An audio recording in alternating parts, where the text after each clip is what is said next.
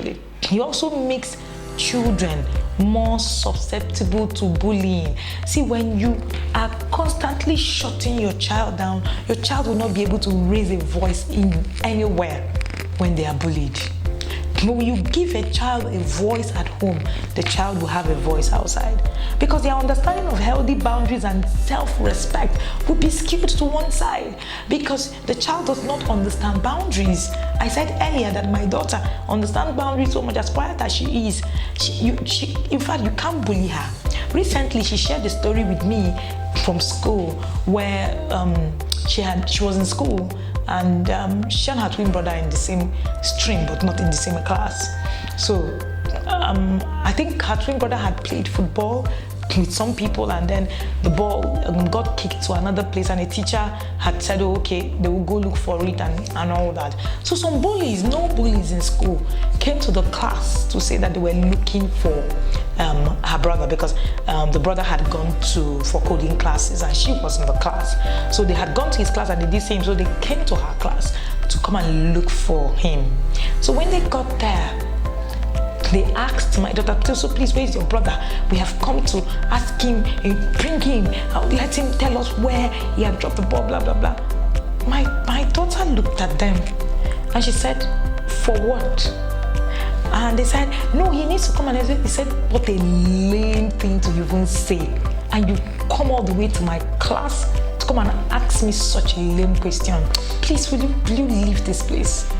In fact, she said even the teacher turned around and just shook his head. The teacher was in the class, but she was able to tell them off and say, hey, clear off. You should know boundaries. So when you teach your children healthy self-esteem, teach them who they are and how, you will understand that, they will be able to actually make themselves, stand up to bullies. I say that bullying is actually about self-esteem if you must survive bullying. I was telling someone recently that I have been bullied before for being close to my father. People bully you for things that they don't have. So you need to teach your children how that works. We're still talking about the effects of bullying and how, what to do when you yell and what yelling can do to your child and all that. So let's look at 5 serious long-term effects of yelling at your children. Yelling makes their behavior problems get worse. That's number one thing you must note. Yelling makes their behavior problems get worse. You might think that when you yell at your children, it will solve the problem in the moment. Yes, momentarily. But can it prevent them from behaving badly in the future? No, it doesn't. Because research says that it actually can create more problems in the long run. It can actually make your child even behave, worse than it was. So, which means you have to yell more and more and more to correct it, and the cycle continues. Have you ever noticed that once you start to yell, you just keep yelling and it never stops? Why is it that you don't yell once and the children get to do what is right?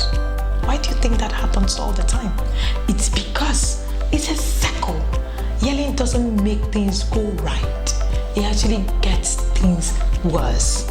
That's one of the long-term effects. A study on parent-child relationship actually showed that in just the case of many families, is a 13-year-old research, as in a study. So it said that 13-year-olds who were shouted at by their parents reacted by increasing their levels of bad behavior over the following year.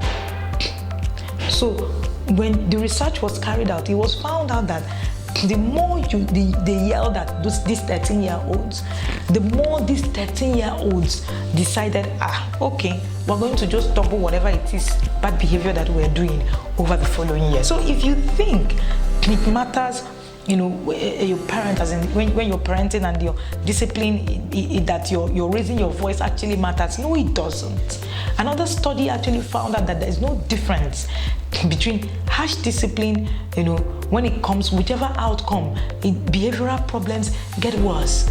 Another social issue that it doesn't matter whether it's coming from the parents or from the father or the mother. It's just the same thing and it gets worse. So that's the number one thing to know. Yelling at your children can actually get the behavior even worse. Let me share a story with you.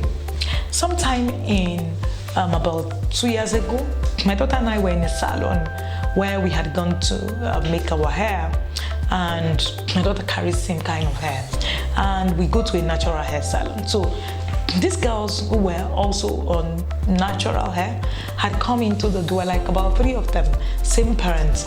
They were running around, they were just everywhere, making noise, shouting, yelling at each other, at some point fighting. So their mom comes in. As soon as their mom gets into the space, she just started shouting at them. Why are you both screaming everywhere? What's wrong with you? Are you the only children here? She yelled at them and they stopped. When they stopped, after a while, let's say 5 minutes, they started again. But immediately she came in and she yelled at them. My daughter looked at me and we smiled. What did that mean? Oh yeah, I can see where it came from. It's coming from somewhere, which is why the parents, the mom particularly, has come to the place to just say those things. And then the children had picked it from there. So remember we said that this actually makes your children become more aggressive. And like I said, it does not help misbehaviors. Yelling changes the way, that's the second point. Yelling changes the way the brain develops. I know that's the part that you'll be thinking, what am I saying? Yes. Yelling, when you yell at your children constantly, it changes the way their brain develops. I was doing this research while I was writing my book, From Yelling to Calm. The reasons why you need to stop yelling is so much that you can't afford to miss this. So yelling and other harsh parenting techniques can quite literally change the way your children's brain develops. It's because humans process negative information and events more quickly and thoroughly than good ones. So what it means is that they are going to be processing, the negative information more quickly. So it's going to alter the developmental process of your child. I elaborated on that in the book From Yelling to Calm. Watch out in February for a copy. So one study compared between MRI scans of people who had history of parental verbal abuse in childhood with the scans of those who didn't have any history of abuse. Guess what they found? They found a noticeable physical difference in the part of the brain responsible for processing sounds and languages. Does that do something for you? So it means that something has been altered. You want to learn more about this? Get the book, From Yelling to Calm.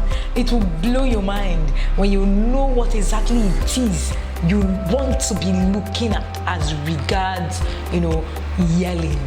All right? So From Yelling to Calm is a piece that I found out to be a need of the hour. That's why we decided that in this month of February, we're going to take it out there for parents. It's not such a large book, but it's such an informative book, laced with so many stories to actually explain why you need to move from a yeller to a calm parent. There's no choice. And then it also gives you strategies. So it doesn't just say, this is why you need to.